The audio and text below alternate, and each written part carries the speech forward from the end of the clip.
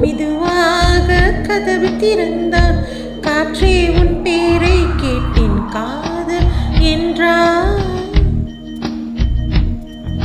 நேற்று நீ எங்கிருந்தாய் காற்றே நீ சொல்வாய் என்றேன். சுவாசத்தில் இருந்ததாக சொல்லி சென்றான். துள்ளி வரும் காற்றே துள்ளி வரும் காற்றே தாய்மொழி பேசு. நிலவுள்ள வரையில் நிலமுள்ள வரை நெஞ்சினில் வீசு.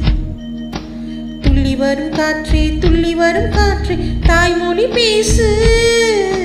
காற்றே என் வாசல் வந்த மெதுவா